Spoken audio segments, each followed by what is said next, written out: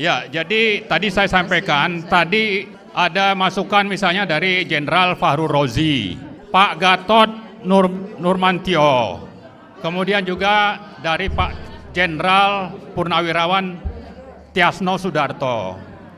Dan banyak lagi ya teman-teman kita, misalnya ada Pak Saud Situmorang, kemudian Pak Antoni Budiawan, Pak Petrus Celestinus, Profesor Ikrar Nusa Bakti, Pak Said Didu, dan banyak teman-teman lain termasuk Pak Musni Umar, saya kira hari ini juga datang. Jadi sebetulnya ini adalah tuntutan atau pernyataan sikap dan tuntutan yang sudah dibahas, mudah-mudahan cukup komprehensif, dan mudah-mudahan ini merupakan aspirasi kita, terutama yang hadir di sini dan sekitar 120-an tokoh yang tergabung di dalam Forum Nasional untuk Daulat Rakyat ini. Jadi itu sedikit ceritanya, bahwa ini sudah dibahas cukup lama dan juga setelah mempertimbangkan banyak partisipasi dari kita semua, termasuk ada beberapa jenderal dan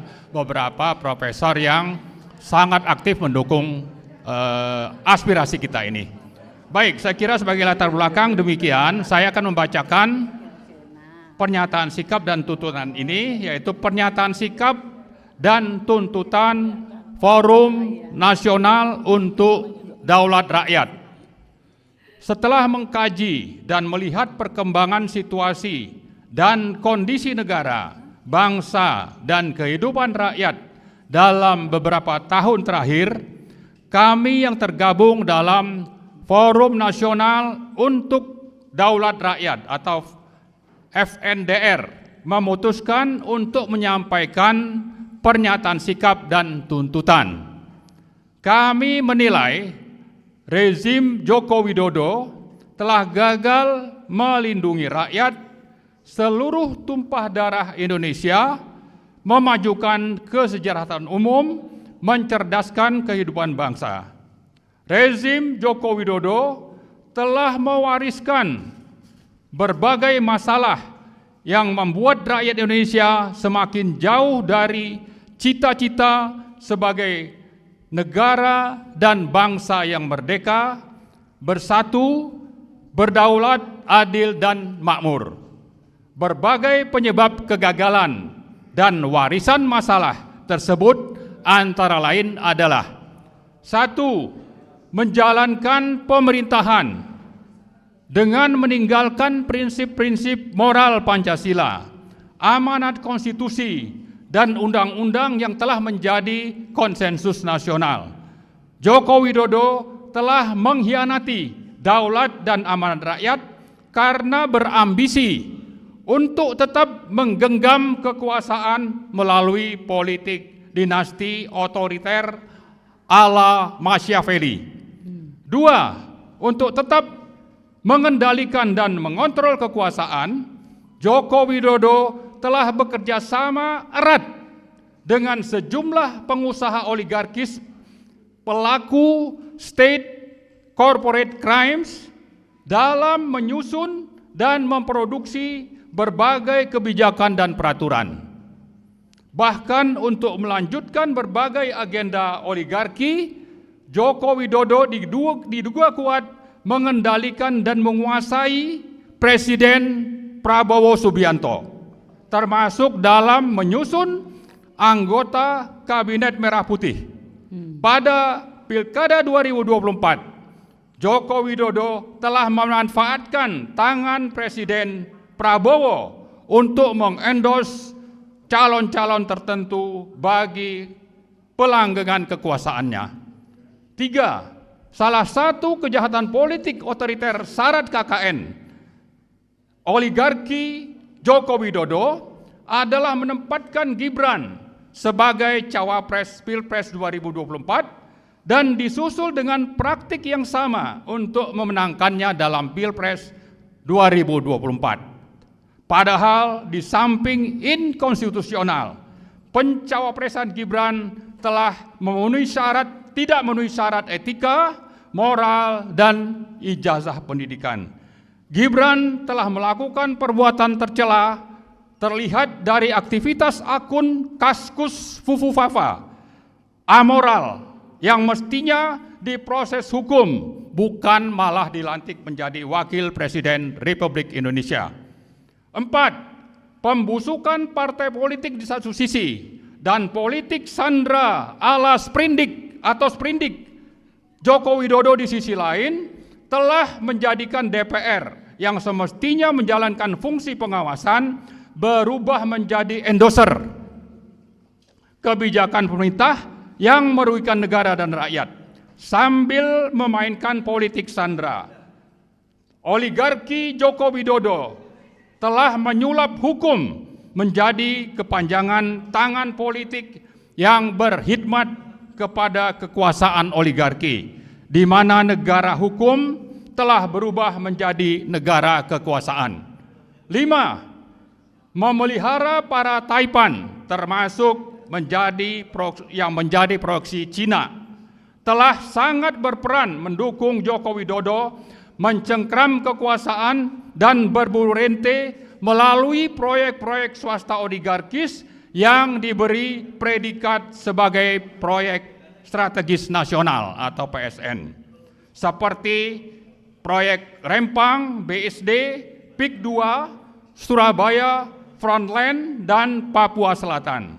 Dengan status PSN, para oligarki seperti Aguan, Salim, Tommy Winata, dan lain-lain mendapat dukungan penuh rezim untuk menindas, menjajah, menyengsarakan, dan menghancurkan kehidupan rakyat. 6. Simbiosis mutualisme dan KKN rezim Joko Widodo dengan para taipan telah memberi kesempatan kepada sejumlah pengusaha dan Cina RRC menguasai berbagai sektor kehidupan berbangsa dan bernegara, terutama di sektor-sektor ekonomi, keuangan, SDA, industri, perdagangan, dan sebagainya. Hegemoni dan penjajahan senyap ini telah menjadi ancaman serius atas pertahanan, kedaulatan, kemandirian, dan ketahanan nasional Indonesia ke depan. 7. Pelanggaran HAM menjadi kejahatan sistemik rezim Joko Widodo. Tewasnya 800-an petugas pemilu berakhir tanpa proses hukum. Padahal Perhimpunan Kedokteran menyatakan kematian tersebut bukan karena kelelahan tetapi by design. Peristiwa pembunuhan 6 orang pendemo Bawaslu 21-22 Mei 2019, pembantaian 6 laskar pengawal HRS, hingga kasus Kanjuruhan yang menewaskan lebih dari 300 orang rakyat Indonesia adalah pengabaian kemanusiaan dan bahkan bisa disebut sebagai rekayasa dan kejahatan politik. 8. Lahirnya Kepres nomor 17 2022 tidak menjelaskan siapa kelompok yang mana yang telah melakukan pelanggaran HAM berat dan siapa yang menjadi korban. Maka dalam kasus 1965 dengan mudah umat Islam dan TNI diposisikan sebagai tertuduh, sementara PKI dibela sebagai korban dan akan mendapatkan ganti kerugian. Kemudian dengan terbitnya Inpres nomor 9 2023 sebagai tindak lanjut dari Kepres 17 2022 semakin memperjelas kejahatan rezim Joko Widodo kepada PKI yang sudah dibubarkan melalui TAP MPR. Nah, yang terakhir 9, umat Islam dijadikan target pelumpuhan melalui stigmatisasi teroris, radikal, intoleran, bahkan politik identitas. Moderasi beragama disampingkan untuk sekularisasi, pengembangan nilai, dan deislamisasi. Sementara pragmatisme, mistisisme, hedonisme, dan masyawilisme tambah berkembang menjadi-jadi. Nah, menimbang dan memperhatikan berbagai permasalahan di atas, kami dari Forum Nasional untuk Daulat Rakyat dengan ini menyatakan: 1. menuntut Presiden Prabowo untuk menjalankan kekuasaan dan pemerintahan sesuai Pancasila, konstitusi, dan daulat rakyat, serta konsisten melaksanakan apa yang disampaikan dalam pidato pelantikan sebagai presiden di gedung MPR tanggal 20 Oktober yang lalu, sekaligus membebaskan diri dari cengkraman politik oligarki nepotis Joko Widodo.